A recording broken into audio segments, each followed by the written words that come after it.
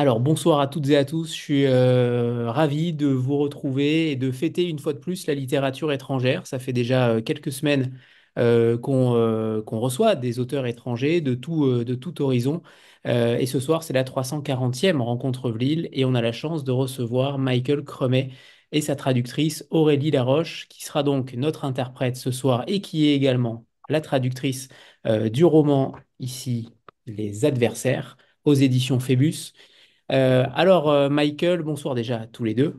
Euh, Bonsoir. Michael, vous êtes romancier, vous êtes poète canadien, vous vous inspirez souvent de l'histoire et du paysage de Terre-Neuve et Labrador, dont vous êtes originaire. Et puis, vous avez écrit de nombreux ouvrages, notamment Les voleurs de rivière aux éditions Payot il y a déjà 20 ans, Du ventre de la baleine aux éditions du Boréal en 2012.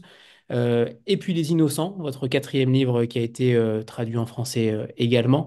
Et vous revenez donc avec les adversaires aujourd'hui. Et donc, tout simplement, on va commencer par le territoire, puisque le territoire a une importance capitale pour vous. On a l'impression que c'est un terreau, que c'est un matériau littéraire fort. Qu'est-ce qui vous a attiré à venir une fois de plus dans cette terre neuve et de ses habitants notamment, avec ce village de Mogbégar qui a une histoire aussi particulière, puisque tout est réel en réalité, tout le territoire est réel dans vos romans.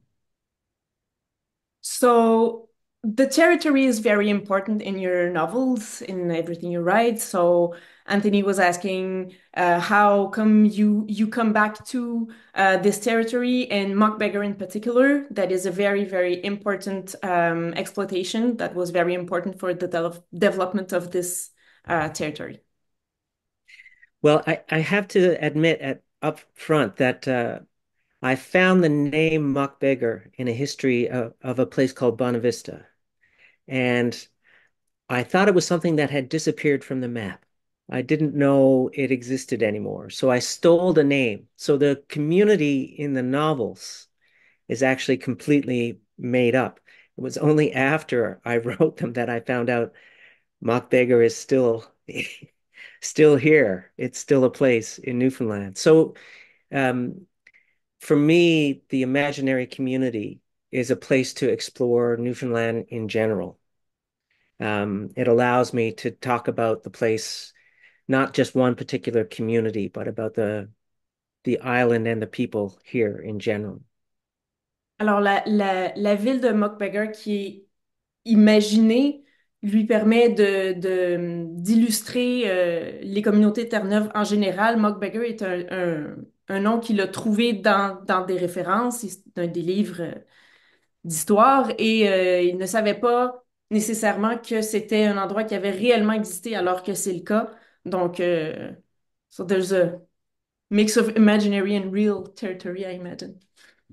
Yes, absolutely. Yeah, it's I've done that before in a couple of other novels where I've created communities that don't exist on the map, and it allows me then to make up as much as I need or want, while also using the history and the culture of the place. Il a déjà fait ça à plusieurs reprises, d'inventer des endroits qui lui permettent d'en inventer le plus possible et qui lui donnent une certaine liberté, euh, donc au lieu d'utiliser des endroits réels sur la carte. Alors, à la fin du livre, il précise, avec peut-être humour, je ne sais pas, que l'écriture de ce livre a été faite sans une bonne dose de pillage et de chapardage. Les plus éhontés ont été commis aux dépens, et là, il cite un certain nombre d'ouvrages. Justement, ma question étant, à quoi a-t-il eu accès en tant que document, archive, témoignage pour nourrir son écriture et l'histoire des adversaires? So you mentioned in your acknowledgments that you pilfered a lot of references. So to what exactly did you have access to nourish your writing? There are an endless number of books about Newfoundland, some written by professionals, some just written by people who were interested in putting down the history of their community because no one else had done it. So there are those things. There's a fantastic archive here, a provincial archive that I make regular use of. Um, there's something called the Dictionary of Newfoundland English, which is just a fantastic resource because it provides examples of how people use the language here, which also tells me so much about how people lived. Uh, and and one more thing, and I'm also remembering it. you're okay? Yeah. Okay. Okay, go on. Um, uh, and also just living here, just being in this place, because I lived away from Newfoundland for a long time, in Ontario, and wrote about Newfoundland while I was there. But living here provides so much, just talking to people on the street or at parties or in the bars, um, provides me with so much material because people here are fantastic storytellers and usually have incredibly interesting backgrounds.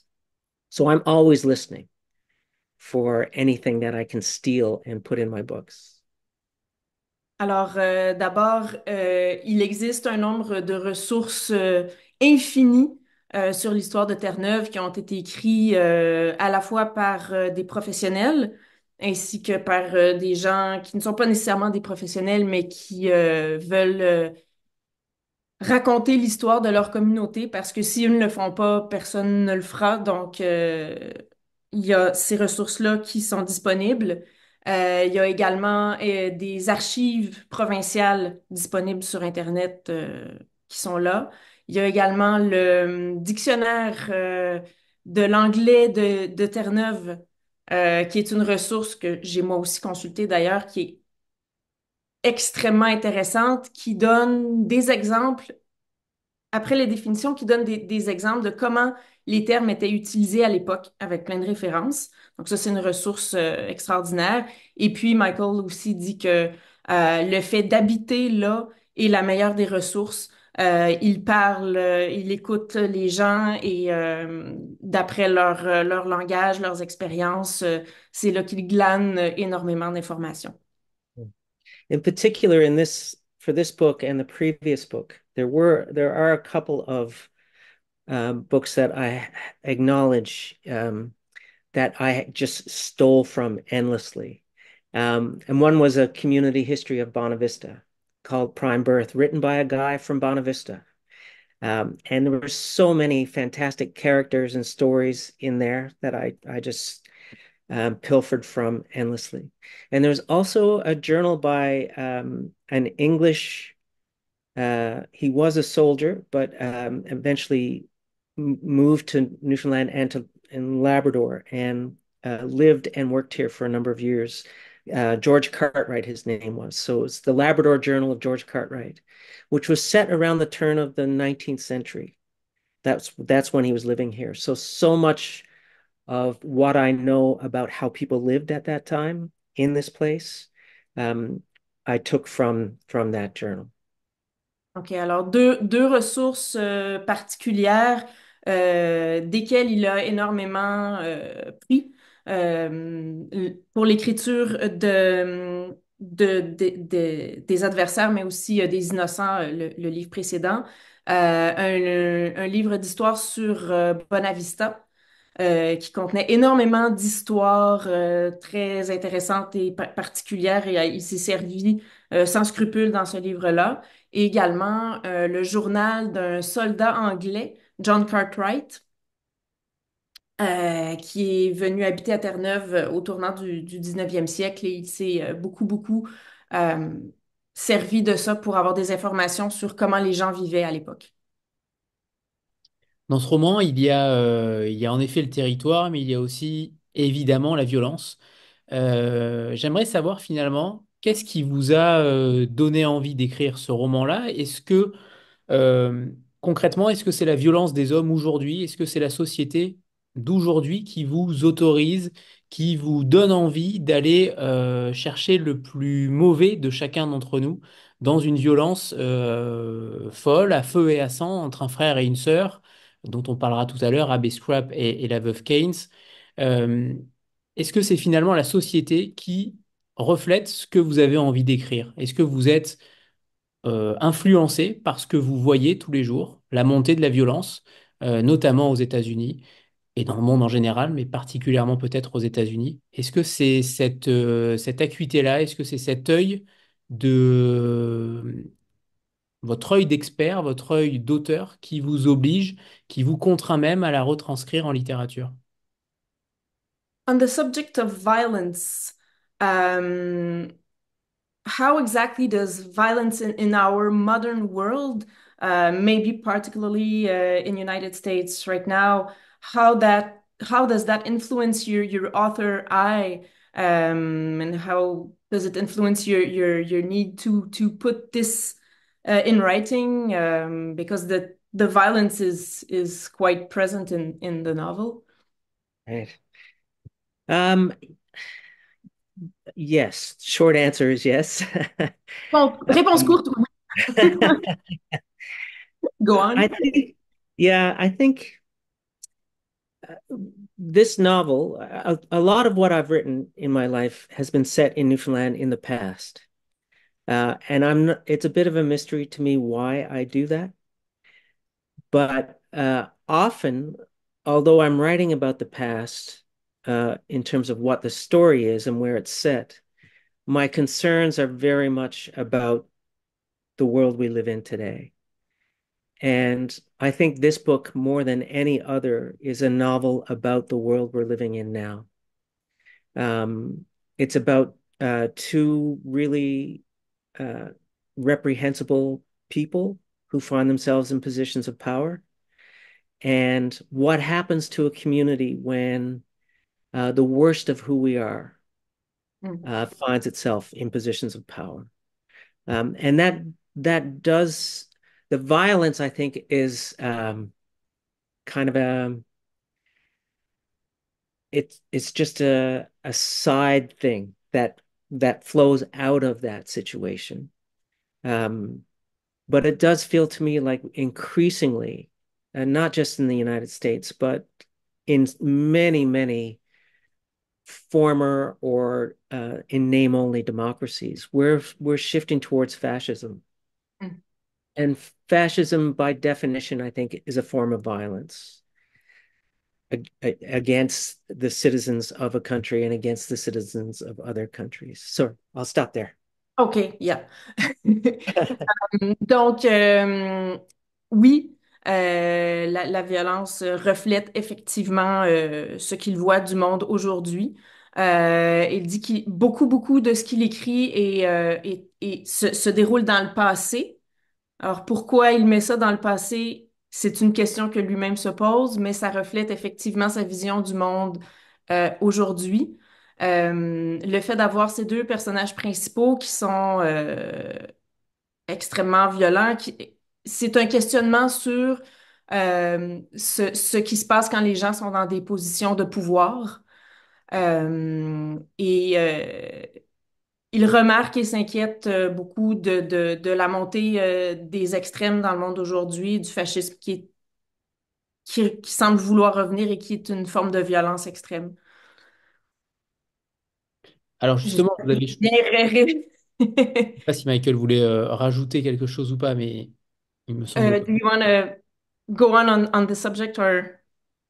Well, I should also, I think it's also true that the world that I was writing out of, like that world of Newfoundland at the time, in many ways was an incredibly violent time and place and way of living. Not just violence between people, but it was in terms of how people survived. It involved hunting and killing on a daily basis. Um, and I was quite struck by uh, how different people at the time approached that or how they thought of it. And there were people who lived to kill, to Mm. hunt, kill, that there was a pleasure taken in inflicting pain and having control of over other creatures that I think again reflects a kind of fascist attitude towards the world. a sort of will to power, a sort of sense that the world is there to be owned and bent to your will. And that was part of, I mean, that's part of what I think we're seeing in the world today, and part of, on a smaller individual level, is something that I see some of the characters in the book working through as well.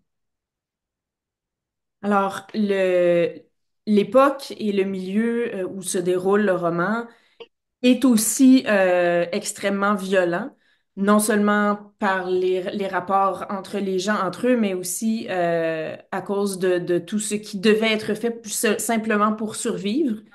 Alors, la chasse, entre autres, est un sujet très présent dans le livre et Michael se questionne sur l'aspect extrêmement violent de la domination envers les animaux, de la violence qui doit être faite pour chasser, de comment certaines personnes vivent ça, et on le voit à travers le roman aussi. Et il le rattache beaucoup à ce qu'on peut voir aujourd'hui en termes de domination et de violence envers d'autres personnes. And Justement, just, if I could, just one more thing about to talk about Abe and the widow Kane. So the novel really is about a brother and sister who absolutely despise one another and who are in positions of power and competing with one another. And they're completely different. They could not be more different from one another. And I think Abe is all appetite and the widow is all will. But they're exactly the same in this way, in that the world exists just for them to exploit it. That every relationship they have is transactional. What is the question they ask of every relationship in their lives is, what can I get out of this? Abe is like a blunt hammer. The widow is able to disguise how reprehensible she is at times and give the impression that she can be on acting in the interest of other people, but just like her brother, her only interest is her own.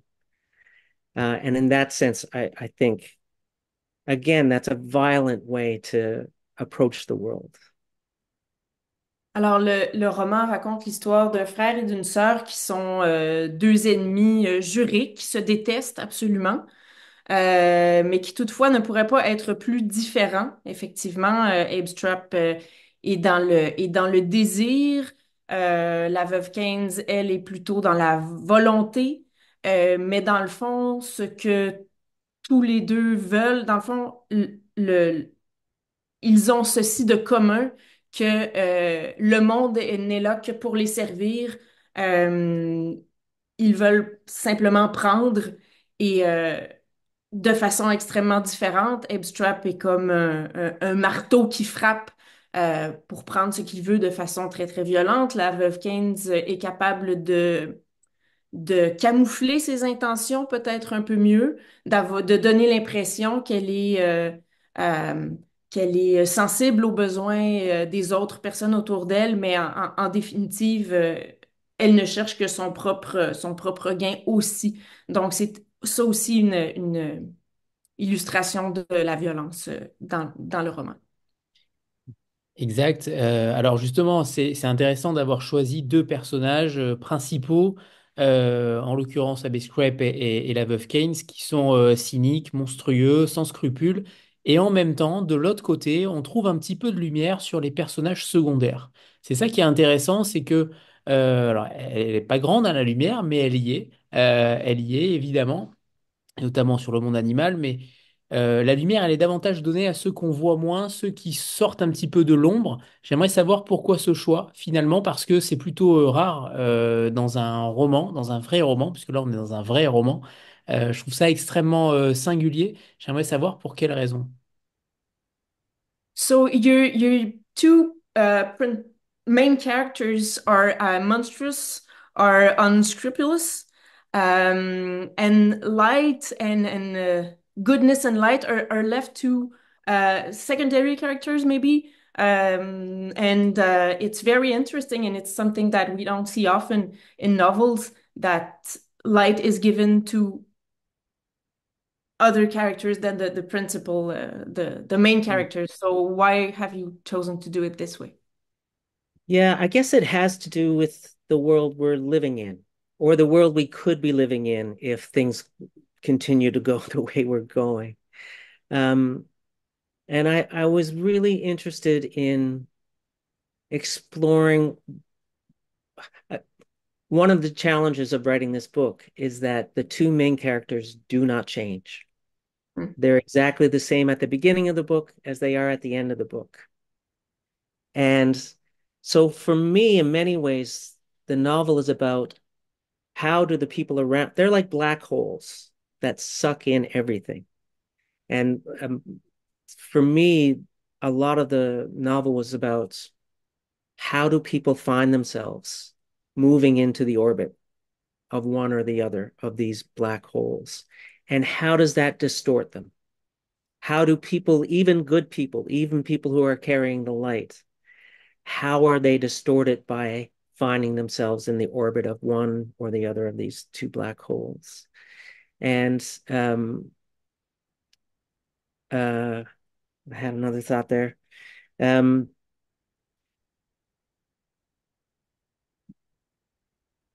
yeah, I'll just leave it there for now. Okay, I'll begin with that. So, Yeah.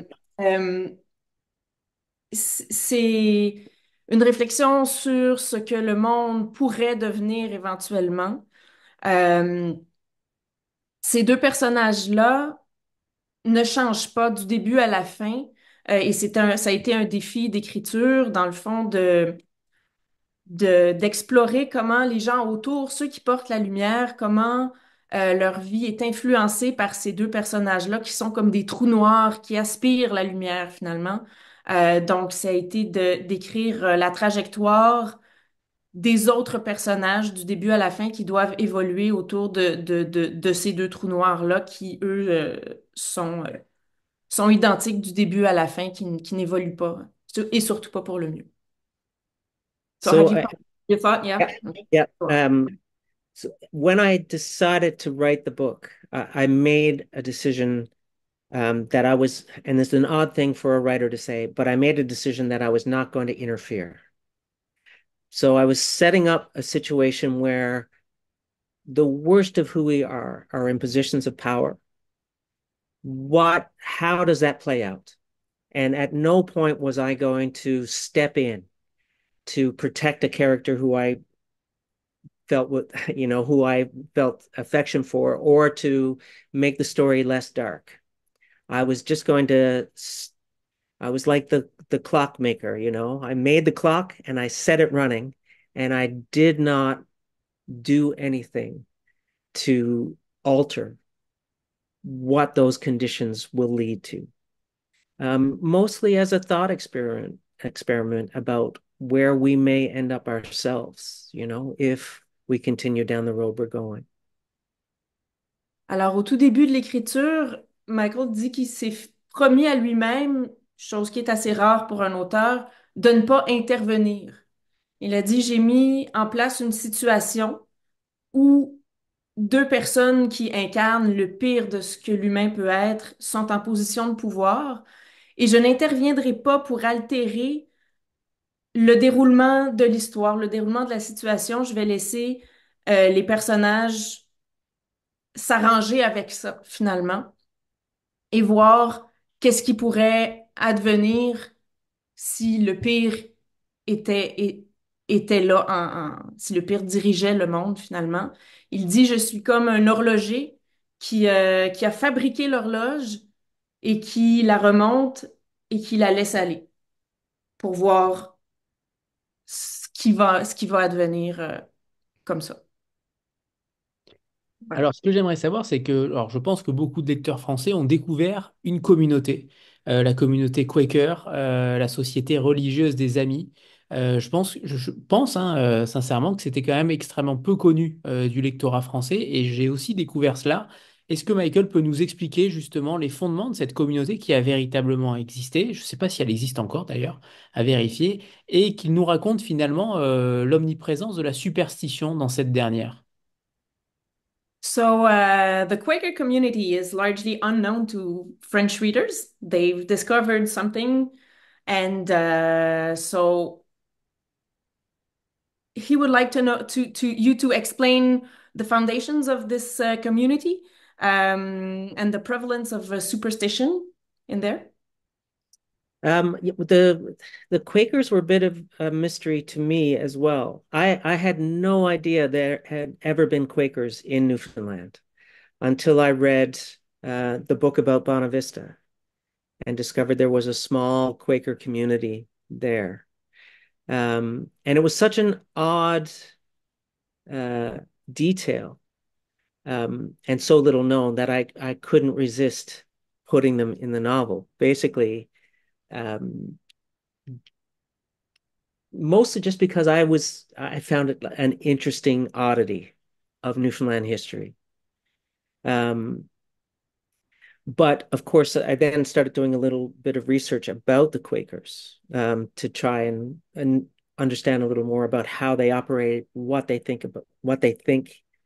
Um, and I was, they were actually, the superstitions in the novel are actually all from the other side of the aisle, not from the Quaker side. And I'll talk about that more in a minute. But the Quakers were very forward thinking in terms of their idea of women's role in society, what that should be. They're very involved in political issues, like they were against slavery and things like that way before most other groups were. And it just seemed like a place that the widow would align herself because it offered her a freedom that even though she was not a believer in any way, shape, or form, but it offered her permission to be herself in a way that nowhere else in Newfoundland society or the world in general would have offered at the time. Alors, la communauté Quaker est une chose que Michael a découverte lui-même en lisant un livre sur l'histoire de Bonavista. Il savait pas qu'il y avait eu une communauté Quaker à Terre-Neuve à l'époque. Donc, par curiosité, il a creusé le sujet, il a décidé de le mettre en scène dans son livre. Et puis, la communauté Quaker, en fait, avait des vues extrêmement modernes sur, entre autres, la place des femmes, l'égalité des femmes et des hommes, et sur l'esclavage. Ils étaient totalement contre l'esclavage. Donc, la superstition qui est présente dans le livre vient de l'autre côté. Ce ne sont pas les Quakers qui étaient superstitieux. Et puis, il dit que c'était aussi un milieu parfait pour la veuve, en fait, parce que ça lui donnait plus de liberté, plus de place pour être qui elle voulait réellement être, parce que ça donnait effectivement plus de place aux femmes que dans les autres communautés. Mm. So the Newfoundland itself has always been rife with superstitions and with folk beliefs and folk cures and that sort of thing. And I remember when I read 100 Years of Solitude by Gabriel Garcia Marquez, one of the things I thought was that this is just like home. Like the combination of religious belief and these crazy sort of almost a magical sense of the otherworldly. That has always been very present in Newfoundland. And that's one of the things that I'm constantly trying to get down on paper. Um, Newfoundlanders have always lived between two worlds. One is the unbelievably harsh physical world of the rock, as Newfoundland is called, and the Atlantic Ocean, which is completely unpredictable. And the other is this world of folk beliefs and fairy tales and folk cures. Um, And that world existed because there was so little people had control over in their lives. They couldn't control the weather or the fish or illnesses. So that world was there as a place to try and explain the world to themselves and to try to have some control over it. And for Newfoundlanders, those things were equally real. There was no difference between them in their heads in terms of how it impacted their sense of themselves and their lives. So that's where that part of it comes from in the novel and in everything that I write. I'm sorry, that was a very long answer. It's okay, Michael. I'm gonna manage. Thank you. Donc, il dit que Terre-Neuve est un endroit pétri de superstitions, de mythes, de légendes. Il dit qu'en lisant Cent ans de solitude de Gabriel Garcia Marquez, il a reconnu euh, ce qu'il voyait de Terre-Neuve dans la magie, dans la croyance, dans le folklore.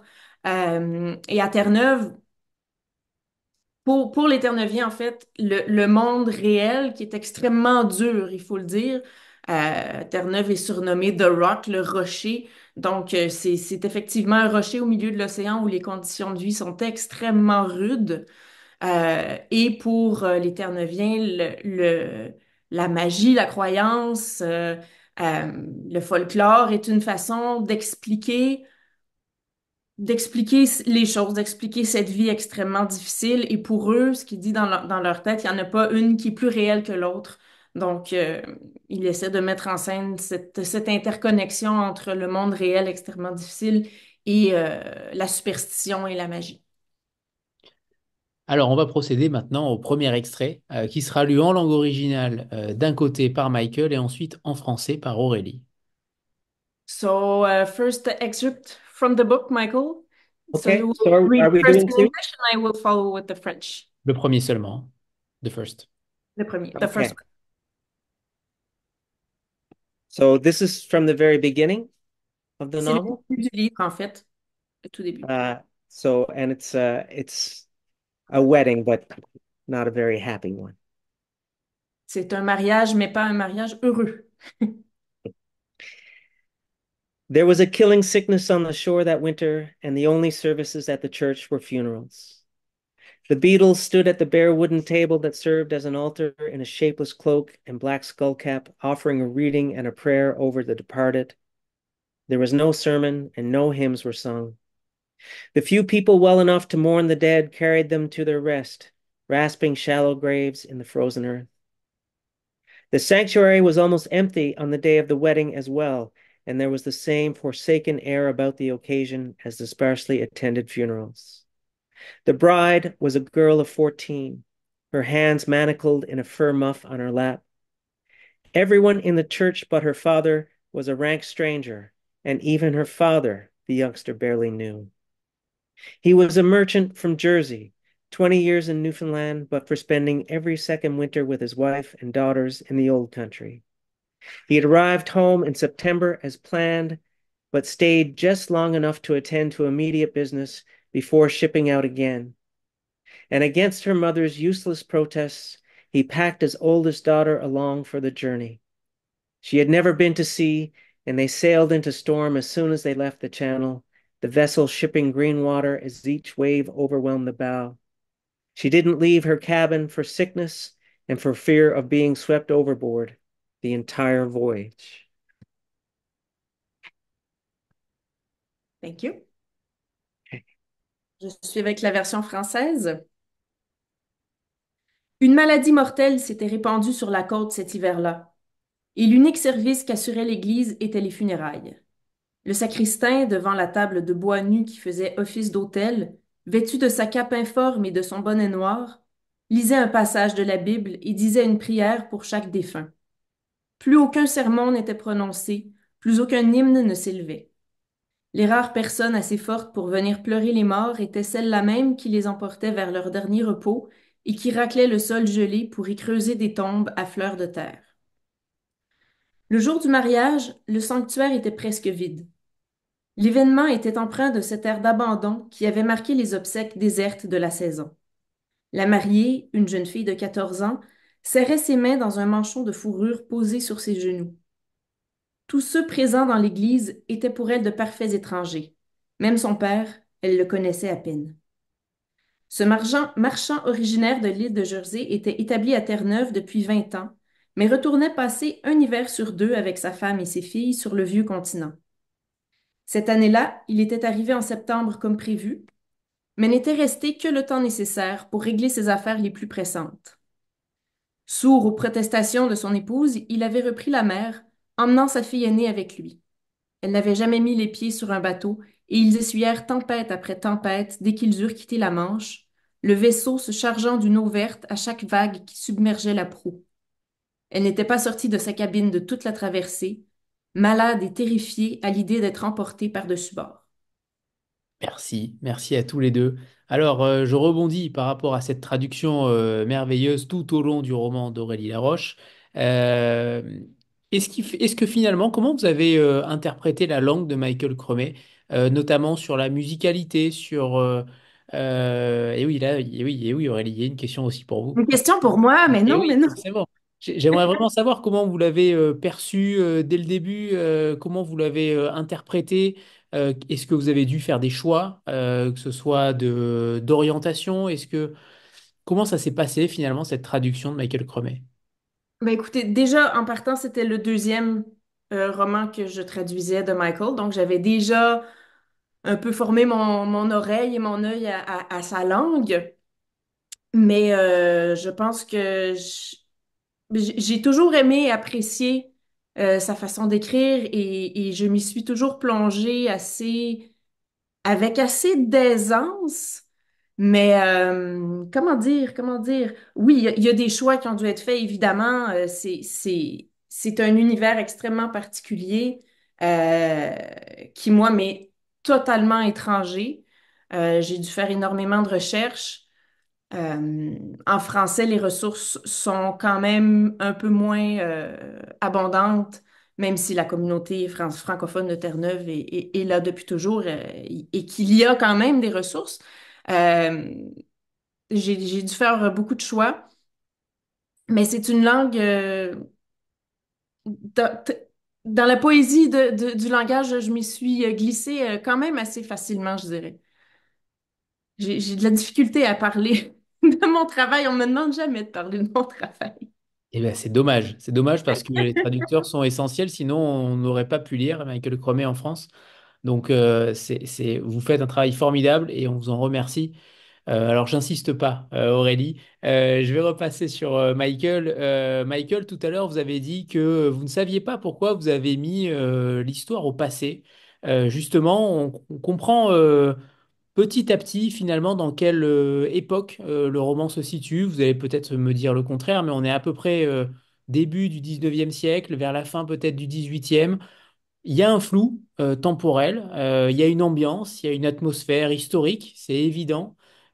Pour quelles raisons vous avez voulu justement déplacer l'intrigue, déplacer le cadre historique dans un passé qui est finalement extrêmement flou?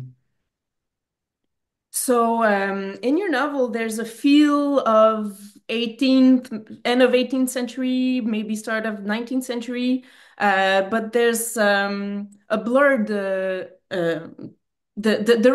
reference points are blurred.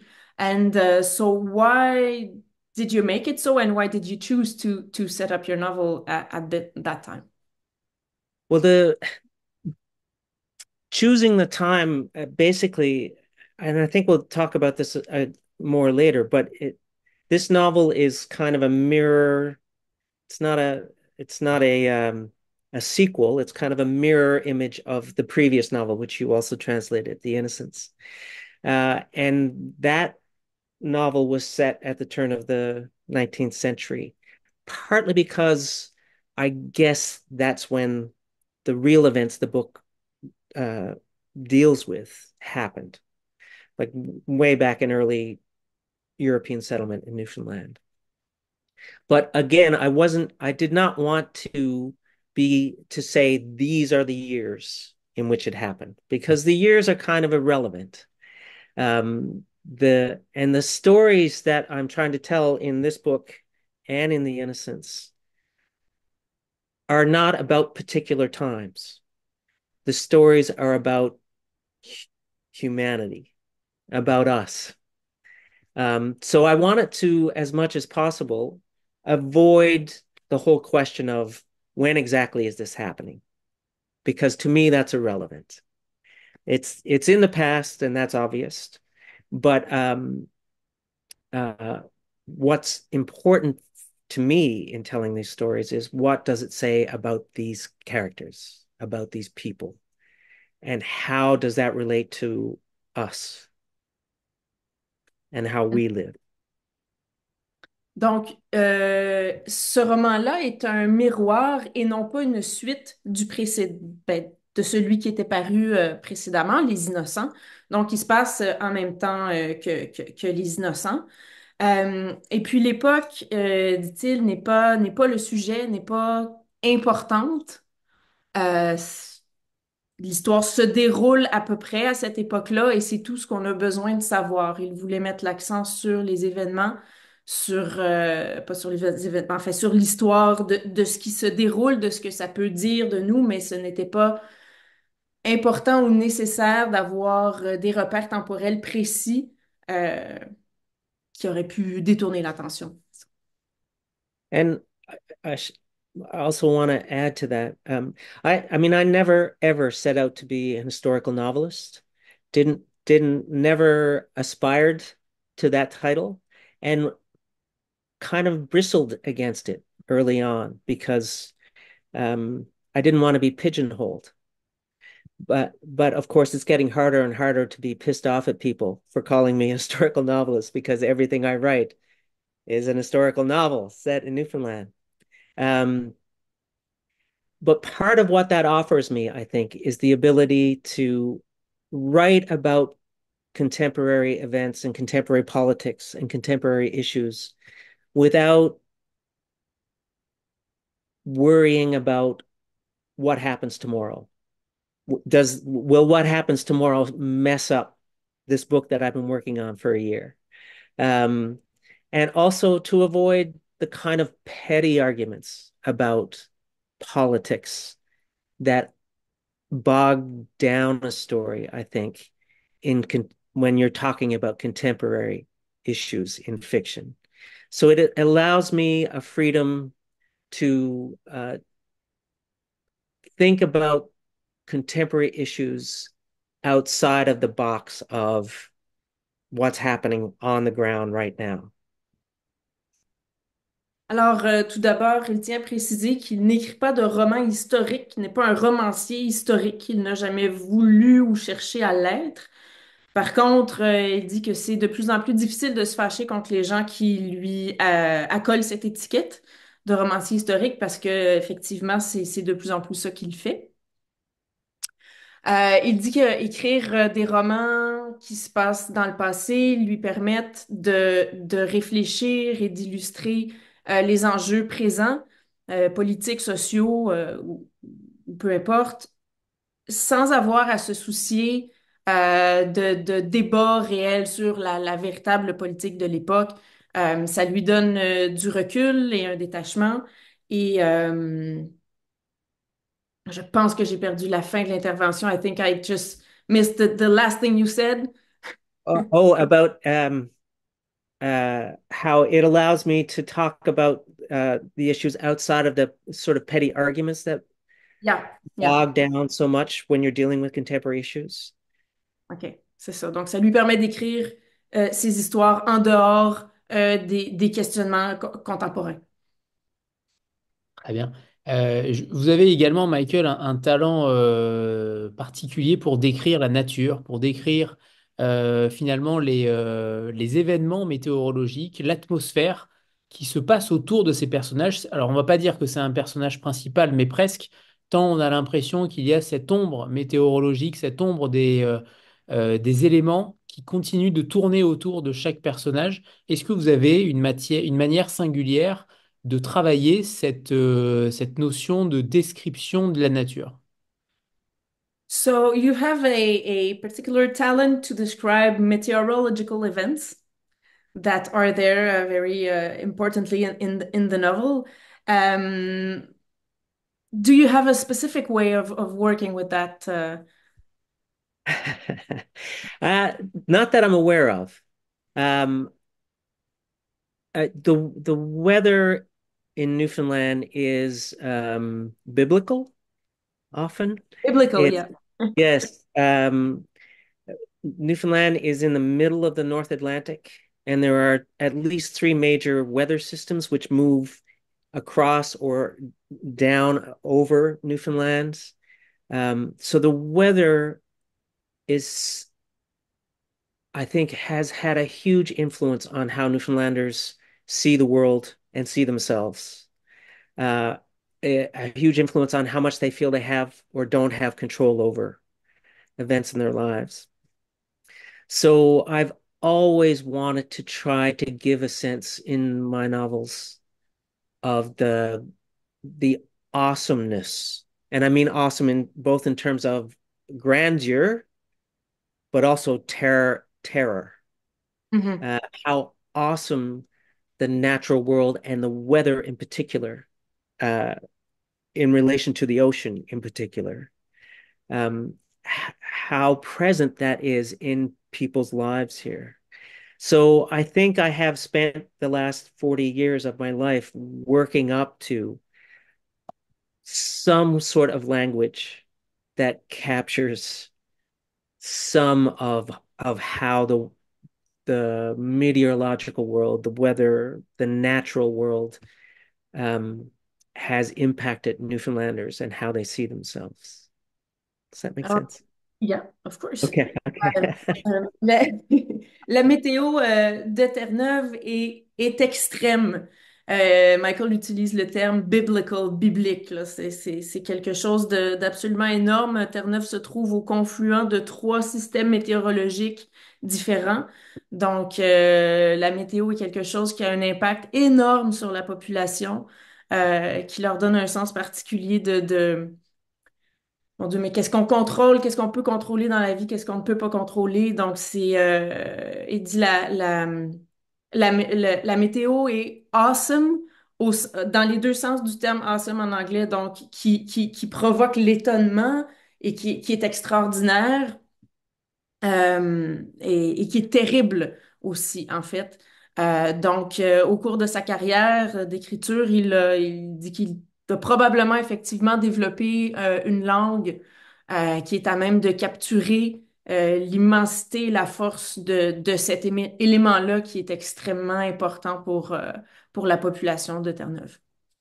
Les Parisiens vont beaucoup se retrouver dans Très cette différent. condition météorologique, en effet, où leur humeur change selon le temps. Euh, Justement, alors il y a beaucoup d'humour noir également dans ce roman-là, et il y a évidemment ces dialogues, c'est la petite cerise sur le gâteau, tous ces dialogues extrêmement crus, extrêmement colorés, qui font penser en effet, l'atelier de Litote parlait tout à l'heure du Moyen Âge. C'est vrai qu'il y a ce petit côté Gentelet, qui m'a fait penser à Gentelet en effet dans ces dialogues. Est-ce que c'était finalement quelque chose d'extrêmement difficile, un, à traduire pour Aurélie, et deux, à écrire pour Michael? Est-ce que c'était jubilatoire pour lui? Est-ce que c'était un moment d'extase pour lui que de pouvoir mettre des mots horribles dans la bouche de ses personnages? So the dialogues are very dark, are very colorful too. Was it difficult for you to find those terms, those way of talking? And was it fun too? Was it something that you enjoyed doing? Yeah, I've already mentioned the Dictionary of Newfoundland English. And Newfoundlanders are, it was since Europeans settled here, starting in the 1600s, it has primarily been an oral culture, very little formal education, people living in very isolated communities. And because of that isolation and because of the lack of rules, Newfoundlanders created an incredibly rich, colorful, and creative vocabulary and way of speaking and of describing the world and the life that they live in it. And I have gone out of my way in everything I've written to exploit that as much as possible, to try and give a sense of how beautiful and unusual and often hilariously funny that way of speaking and talking to one another is. That's enough for now to start.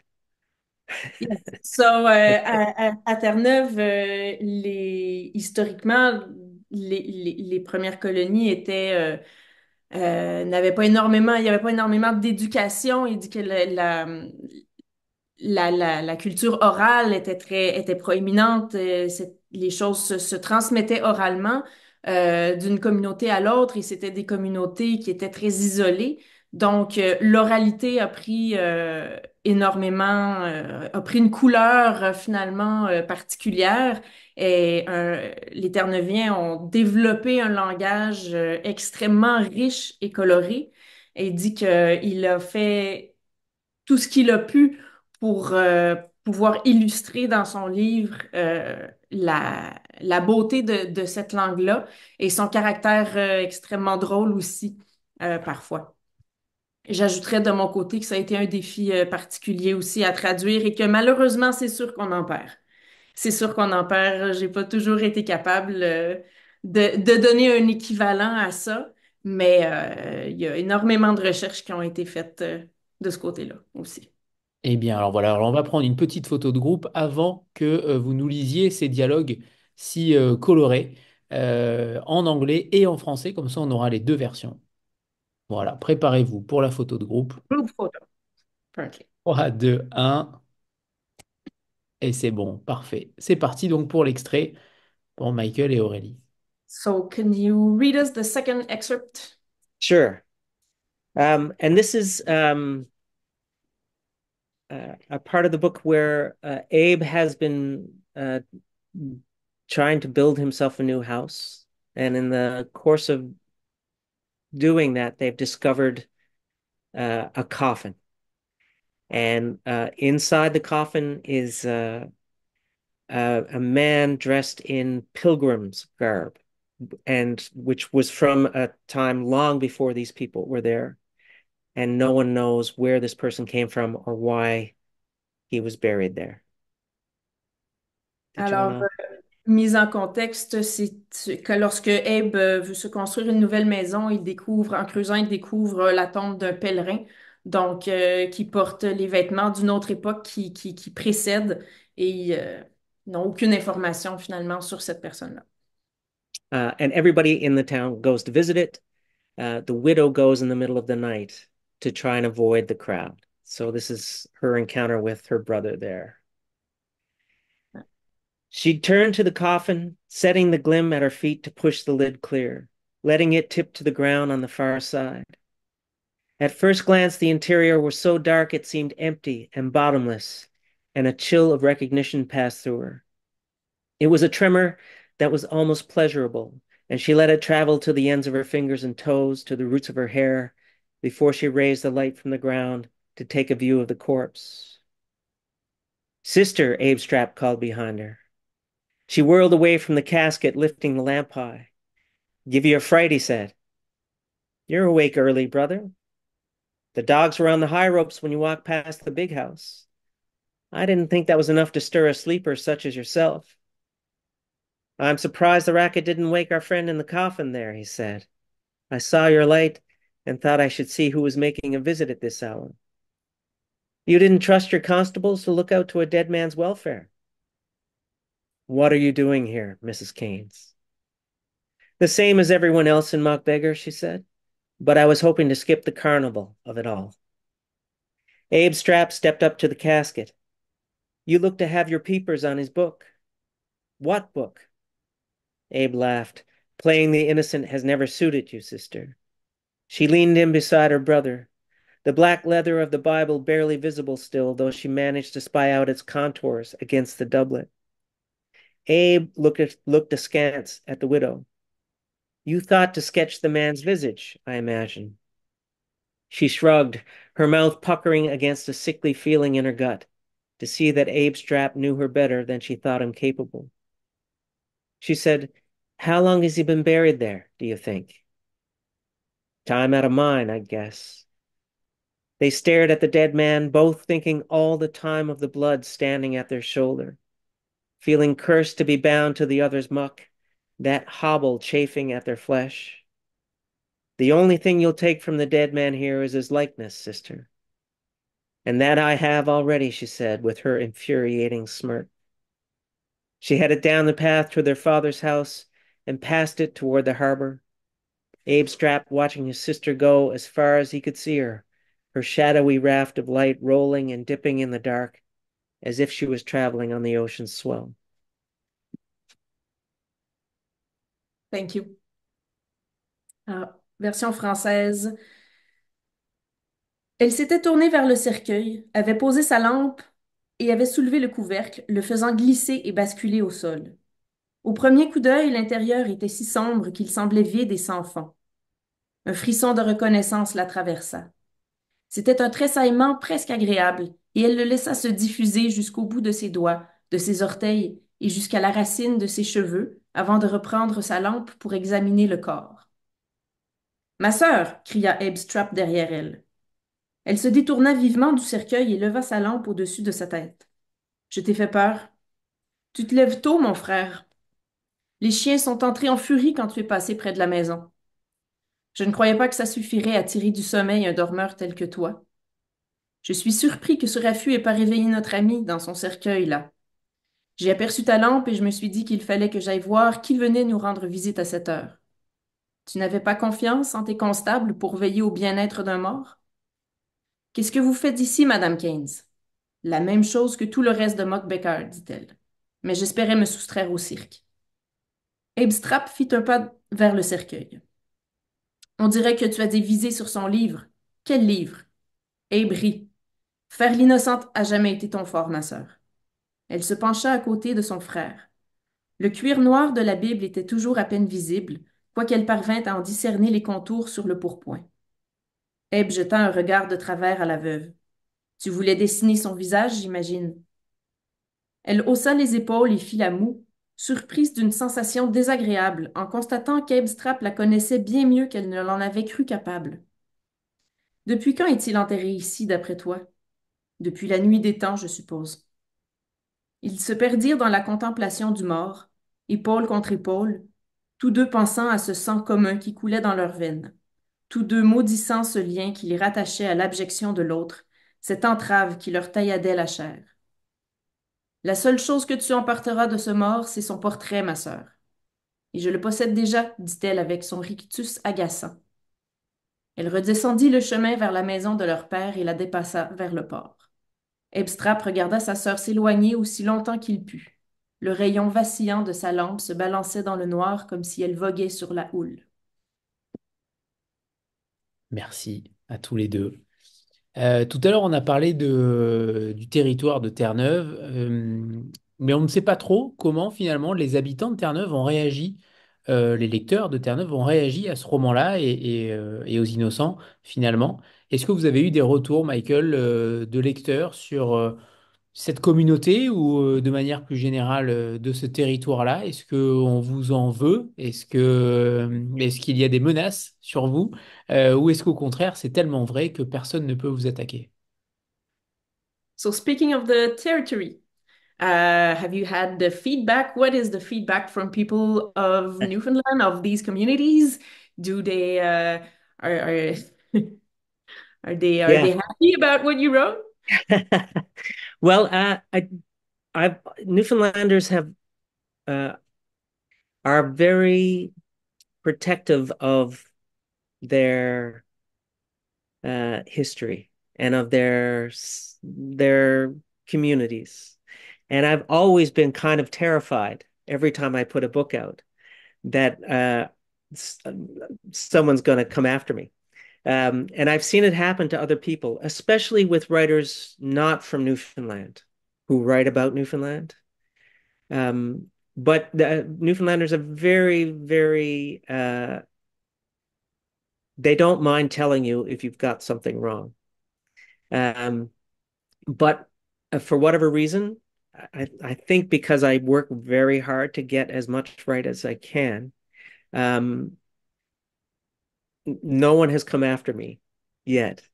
But I think this book and the last book were there were people who found them difficult because they're not necessarily presenting the most um, positive side of the place. You know that there's it's and it's partly because I'm not writing about Newfoundland per se. Newfoundland is just in these two books. Newfoundland is just the place where the story happens. But those stories could have happened anywhere. So no one has threatened to shoot me or anything. Let's leave it at that. Alors, il dit que les habitants de Terre-Neuve sont très protecteurs de leur culture et qu'il était terrifié à chaque fois qu'il sortait un nouveau roman des réactions des gens. Il dit qu'il a déjà vu effectivement de mauvaises réactions, surtout envers des auteurs qui n'étaient pas eux-mêmes terre-neuviens. Euh, et que Terre-Neuve, en fait, est le théâtre des événements de ces romans, mais ce n'est pas non plus le sujet nécessairement. Mais par contre, il a effectivement vu des gens qui ont peut-être trouvé la lecture de ces livres-là difficile parce que ça ne montre pas nécessairement Terre-Neuve sous son meilleur jour, même si effectivement ce n'est pas le sujet, mais seulement le théâtre des événements. Est-ce que, il a eu une seule difficulté à écrire ce roman dans n'importe quelle thématique, mais est-ce que finalement il est quand même optimiste sur la suite? Parce que évidemment, Les Adversaires, ça reste un roman plutôt sombre, et on sent derrière les adversaires peut-être une sorte de désespoir, peut-être une nostalgie qui est un petit peu perdue. Euh, dans quel état d'esprit il est et dans quel état d'esprit il était au moment de l'écriture du roman? So the novel is kind of dark. There's a lot of some kind of despair in it. So in what state of mind were you when you wrote it? And do you see hope? Do you see for the future? Um, yeah, I mean, I've often been asked if writing this book was hard for me because spending so much time in that headspace, people assume that that would be a very depressing place to be. And I always say, I was in that headspace, and therefore that's why I wrote this novel. So it didn't, um, it feels to me like most of the world has been in this headspace for the last, what, 8, 10 years. Um, and it does feel like dark times are upon us. Um, and I think this is a book without hope because of that deal I made with myself at the start, that I was not going to interfere, that I was going to tell a story in which I explored what the consequences are of the worst people, the worst of us as humans, finding being in positions of power, what that means for us. And I do think that that means a world without hope. I do think that means uh,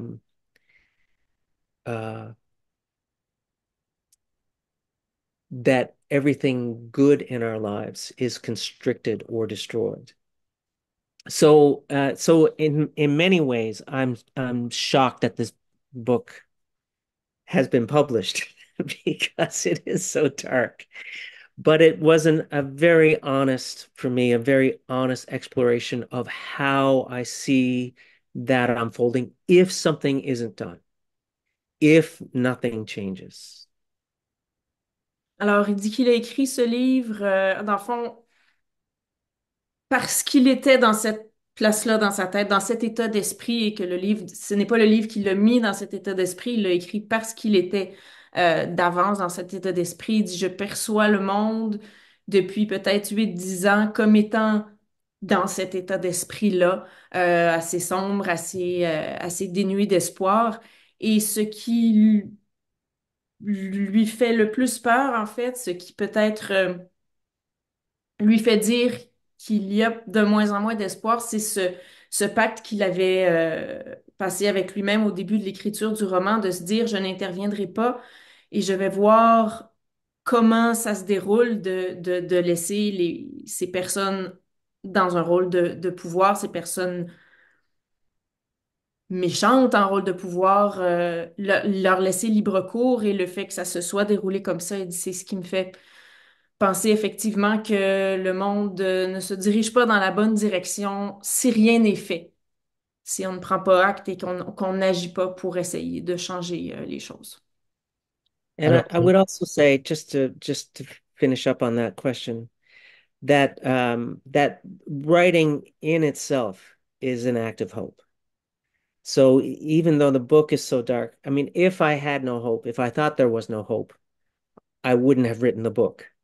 I think that that act of expressing ourselves, even if it is to like vomit out something as awful as um, that's not going to sell the book, is it? Even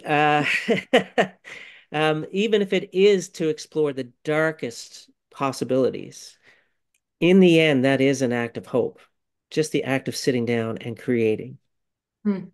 L'écriture en soi est un acte d'espoir. Il dit, si moi-même je ne portais plus aucun espoir, je ne ferais pas ça. Le fait simplement de s'asseoir et d'écrire, même si c'est pour ressortir ce qu'il y a de plus, faire ressortir ce qu'il y a de plus horrible, ce qu'il y a de plus sombre, ce qui semble être le plus dénué d'espoir, le fait de le faire est en soi un acte qui est porteur d'espoir pour lui. Alors sur l'avenir, justement, je pose cette question-là de manière récurrente à chaque invité. C'est la question des 50 ans en 2074, à une époque justement où dans les adversaires, vous travaillez le passé, une époque aujourd'hui où en effet le monde va plutôt mal, mais dans 50 ans, comment Michael Crumey envisage l'avenir? Comment il se voit, comment il voit le monde finalement autour de lui dans 50 ans? So this is a question that Anthony asks every guest he has, and particularly you in regards of you writing about something in the past and your perspectives on the future. So let's say 50 years from now, how do you envision the world? How do you think things will go on? Well, I mean, I feel like we're at a tipping point on a global scale, both politically, I think, in terms of whether we're going to go down the road of increasing right-wing fascism and as kind of a global, um,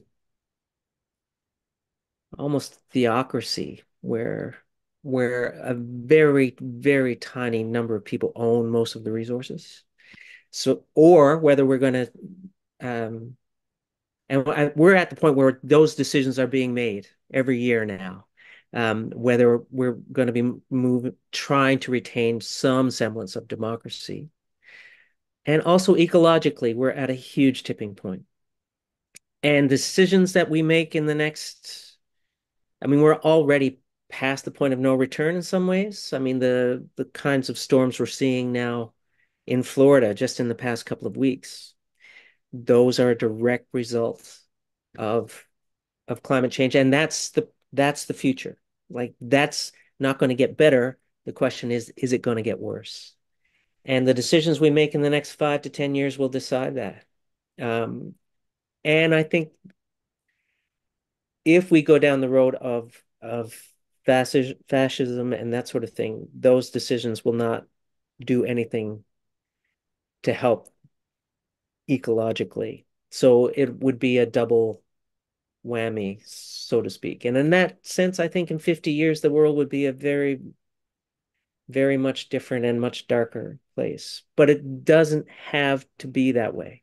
It really is about what we do now. Alors, il dit qu'il voit le monde comme étant à un point de bascule en ce moment, sur deux aspects principalement. Alors, premièrement, politiquement, la montée de la droite, le retour du fascisme, l'inquiète énormément et dit on semble vouloir se diriger vers une société où très peu de gens prennent les décisions et possèdent énormément par rapport à la population générale. Donc, ça, c'est un point politiquement. Et puis, euh, la- les changements climatiques sont extrêmement inquiétants. Et puis, on est à un moment où il faut prendre des décisions extrêmement rapidement. On a dépassé le point de non-retour climatiquement parlant, mais il est encore temps de prendre des bonnes décisions pour que soit le moins pire possible. Il dit on le voit très bien avec ce qui se passe en Floride en ce moment avec les ouragans. Et puis, si politiquement, on continue d'aller dans la direction où on semble vouloir aller en ce moment, ben, ça n'aidera pas le volet climatique. Et puis, il dit dans 50 ans, c'est peut-être un peu ce qui nous pend au bout du nez finalement. Et la deuxième question que je pose également de manière récurrente à chaque auteur, c'est celle du choix d'un auteur qui est plutôt méconnu, d'un auteur dont on entend peu parler finalement, qui vous a forgé ou qui a un écho particulier en vous, Michael, et plus généralement de nous parler également de vos influences littéraires, des maîtres qui vous façonnent en tant qu'écrivain ou en tant qu'homme, mais qui vous a influencé et qui vous aimeriez mettre en avant, un auteur donc méconnu. So here, double question for you. Is there a little known author that you like that you would like to speak about, and what may have been your influences? Um, Well, I mean, my influences have changed constantly. Um, and a lot of them, especially early on, were Canadian writers. Um, and I grew up reading people like Timothy Finley, Margaret Lawrence, Margaret Atwood, Alice Munro, and they have been huge influences. Um, More recently, people like Gabriel Garcia Marquez and Cormac McCarthy have been huge. Um, but in terms of a writer who I love and who I think was a huge influence on me, that most people won't know, I think, is a writer named John Steffler. Steffler, Steffler. He's originally from Ontario, but lived in Newfoundland for years. He has written some of the best poetry about this place and also a classic novel called The Afterlife of George Cartwright. And hmm. he used the same Labrador journal that I did to tell a fictional story of that man's life, which is one of the best novels I've ever read.